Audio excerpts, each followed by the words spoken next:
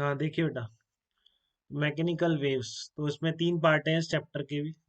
ठीक है ना, पहले हम general waves and string waves पढ़ेंगे, और उसके बाद सुपर पोजिशन ऑफ वेव्स में इंटरफेरेंस, स्टेशनरी वेव्स, ये सब पढ़ेंगे। ठीक है ना।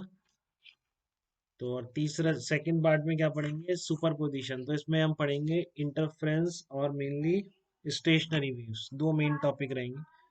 इंटरफेरेंस 12th का टॉपिक है, तो हम जितना हमारे काम का भी होगा उतना ही पढ़ लेंगे। ठीक है, इंटरफेरेंस एंड स्टेशनरी वेव्स। और तीसरा आपका आएगा प्रेशर वेव या फिर pressure wave and sound waves. तो इस तरह से तीन कैटेगरी में डिवाइड कर दिया मैंने इस चैप्टर को। ठीक है, तो सबसे पहले जनरल वेव की बात करेंगे हम। देखिए कैसे करेंगे। तो डेफिनेशन ऑफ वेव, वेव किसको बोलते हैं? डेफिनेशन देखिए, सबसे पहले वेव किस चीज का नाम है? फिजिक्स में वेव किसको बोला गया है?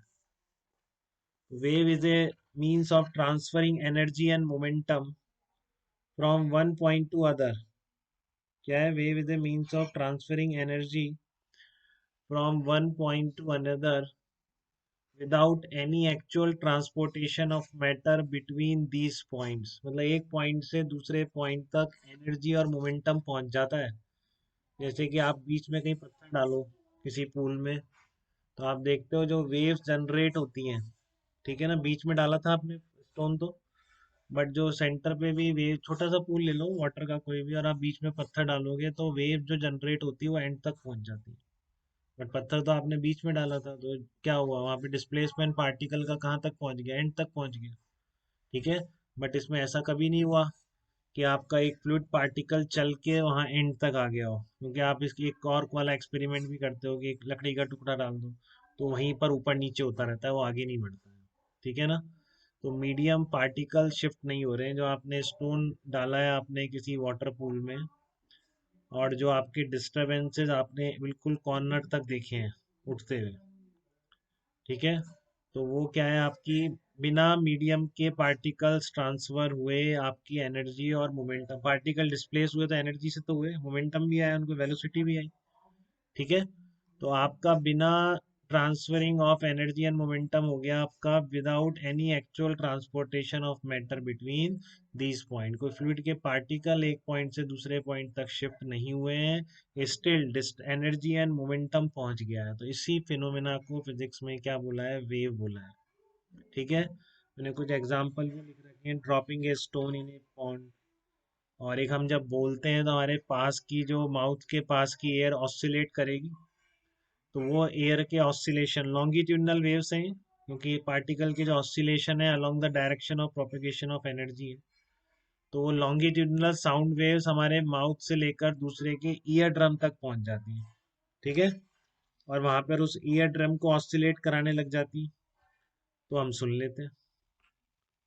यही होता है। देखो आप एक बार ये ब्रॉड क्लासिफिकेशन अगर करेंगे तो कौन कौन सी होती है? मैकेनिकल वेव्स, वेव्स का अगर क्लासिफिकेशन करें तो मैकेनिकल वेव्स और इलास्टिक वेव्स और इलेक्ट्रोमैग्नेटिक वेव, ये सबसे ब्रॉडर क्लासिफिकेशन है बेस्ड ऑन कि आपकी जो वेव है उसके लिए मीडियम चाहिए या नहीं चाहिए। ठीक है ना। तो 12th में हम इलेक्ट्रोमैग्नेटिक वेव्स भी पढ़ेंगे। तो इलेक्ट्रोमैग्नेटिक वेव्स हैं जो सन से आपके तक आ रही है, पहले भी बात हुई थी। जो लाइट है वो इलेक्ट्रोमैग्नेटिक वेव है। तो सन से यहाँ तक तो बहुत सारा ऐसा स्पेस है जहाँ कुछ भी नहीं है, बिल्कुल खत्म है, एकदम कुछ नहीं है। ठीक है, तो वहां से भी वो वेव्स चल देती हैं, सनलाइट तो आई जाती है हमारे पास। तो ये कौन कर सकती है? इलेक्ट्रोमैग्नेटिक वेव्स, जिनके लिए मीडियम की जरूरत नहीं होती। और इस चैप्टर में जो हम सिर्फ पढ़ेंगे वो मैकेनिकल वेव्स पढ़ेंगे, जैसे कि इस चैप्टर का नाम भी है मैकेनिकल वेव्स। ठीक है, इस चैप्टर में हम जो पढ़ेंगे सिर्फ मैकेनिकल वेव्स पढ़ेंगे, जो बिना मीडियम के नहीं चल सकती। ठीक है। हाँ हाँ। ठीक है, तो मैकेनिकल वेव्स बिना मीडियम के नहीं चल सकती हैं।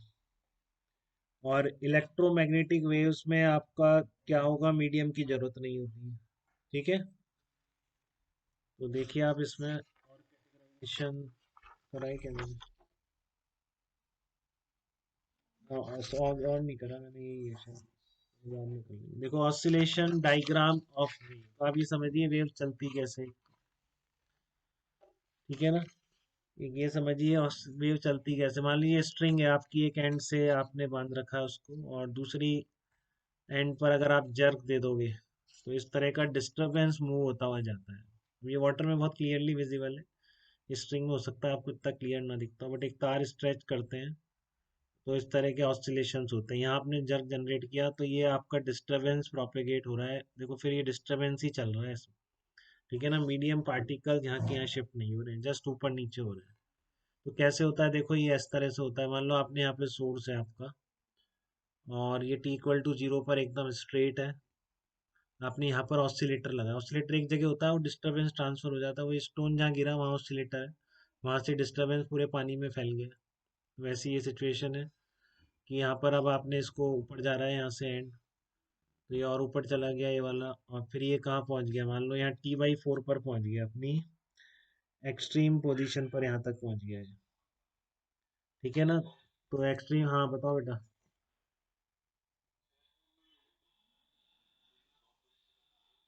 हाँ कहाँ तक सुन लिया आपने इसमें, ये पेज देखा था आपने?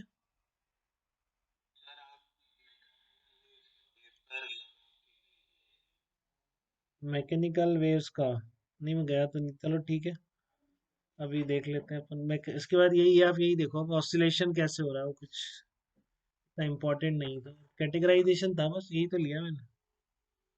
हाँ वो डेफिनेशन थी कि एनर्जी और मोमेंटम ट्रांसफर हो जाते हैं, वो पता है आपको कि एक मैकेनिकल वेव्स जो है या वेव्स जो होती हैं उसमें एनर्जी एंड मोमेंटम एक प्लेस से दूसरे प्लेस पर पहुंच जाते हैं। जैसे आपने स्ट्रिंग को यहाँ पर डिस्टर्ब किया, तो ये डिस्टरबेंस बिना स्ट्रिंग के पार्टिकल्स के ट्रांसफर हुए एंड तक पहुंच जाएगा। ठीक है ना, जैसे वाटर में आप वाटर पूल में स्टोन डालते हैं तो वो भी एंड तक पहुंच जाते हैं। ठीक है, और अब मैं आपको एग्जांपल बता रहा हूँ कैसे होता है। T/4 तक ये एक्सट्रीम पर पहुंच गया, फिर ये नीचे आएगा।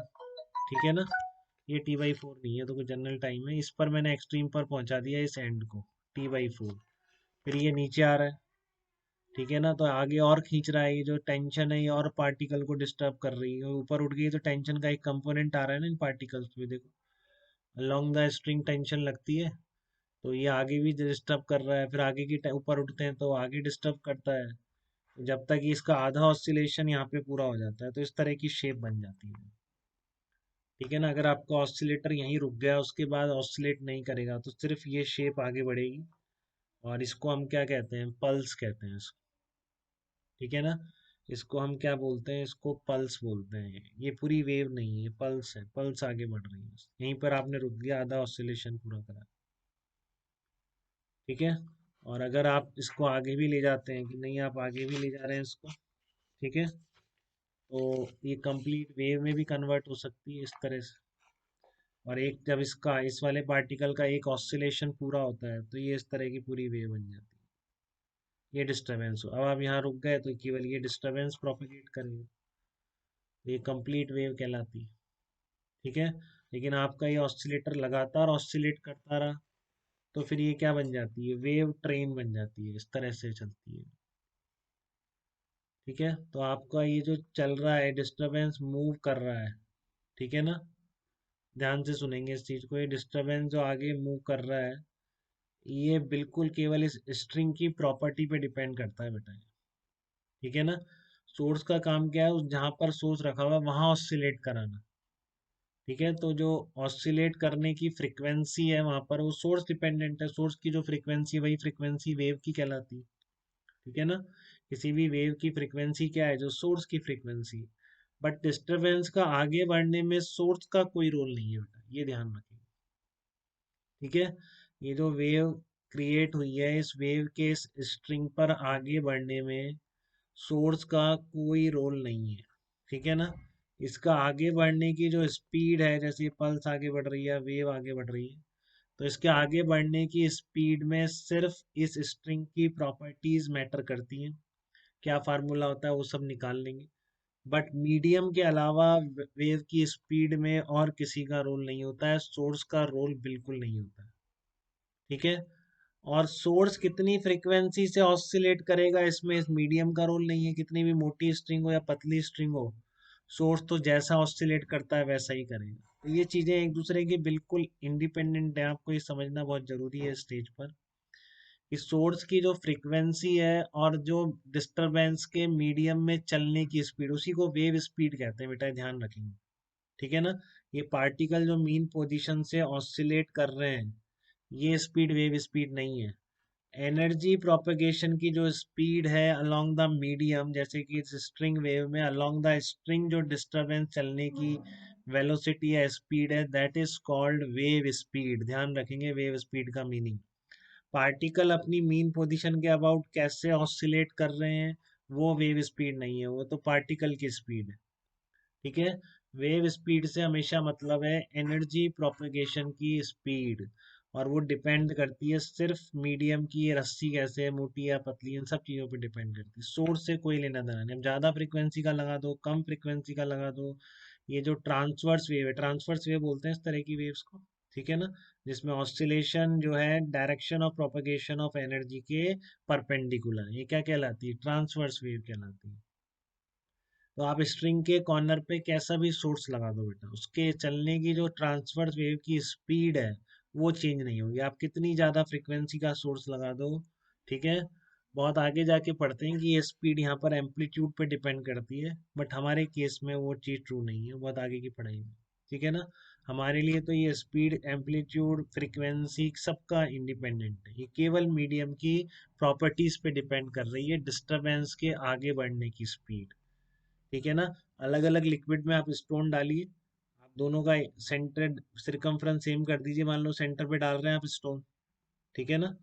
आप स्टोन कहाँ डाल रहे हैं, सेंटर पे डाल रहे हैं, और सिरकमफ्रेंस सेम ले रखी है उस वाटर की, या और अलग अलग दो लिक्विड लेंगे तो यहाँ तक पहुँचने की डिस्टरबेंस के टाइम अलग अलग हो जाएगा, क्योंकि लिक्विड की प्रॉपर्टीज पे डिपेंड करती है। ठीक है ना। ऐसे ही आप अलग अलग स्ट्रिंग लेके के डिस्टरबेंस का यहाँ से यहाँ तक का सीम लेंथ देके टाइम निकालेंगे तो वो टाइम अलग आएगा, क्योंकि वो स्ट्रिंग पे डिपेंड करता है। चाहे से आपने सोर्स सेम रख रखा हो, दो अलग अलग स्ट्रिंग है, एक मोटी एक पतली कर दीजिए आप चाहे से। ठीक है। और फिर आप सेम सोर्स लगाइए यहाँ पे बिल्कुल, तो यहाँ तक जो डिस्टरबेंस पहुँचने का टाइम है दोनों में अलग हो जाएगा, क्योंकि वो इस पे डिपेंड करता ही नहीं है सोर्स पे। केवल केवल किस पे डिपेंड करता है, मीडियम की प्रॉपर्टीज पे डिपेंड करता है। ठीक है। और आप रस्सी कैसी भी लें, आप मोटी पतली रस्सी लिया, आपने सोर्स सेम रखा है तो फ्रीक्वेंसी सेम रहेगी बेटा। फ्रीक्वेंसी मतलब किसी भी पार्टिकल की ऑसिलेशन फ्रीक्वेंसी यूनिट टाइम में, या टाइम पीरियड उसका पार्टिकल का, तो टाइम पीरियड या फ्रीक्वेंसी किसी भी पार्टिकल के ऑसिलेशन की केवल और केवल सोर्स के बराबर होगी। ठीक है ना। वो तो आप देखेंगे, आप जैसे रिफ्लेक्शन और रिफ्रैक्शन पढ़ते हैं, लाइट एंटर कर जाती है एक मीडियम से दूसरे मीडियम तक, तो फ्रीक्वेंसी तो कभी चेंज नहीं होती। तो मीडियम चेंज हो जाता है तब भी फ्रीक्वेंसी चेंज नहीं होती, frequency depends only on the source. ठीक है। Speed depend on the medium. ठीक है। तो अगर ये दोनों चीजें क्लियर हैं तो एक इम्पॉर्टेंट रिलेशन हम समझ सकते हैं बहुत ज्यादा, derivation of v equal to lambda है, ये काफी इंपॉर्टेंट रिलेशन है।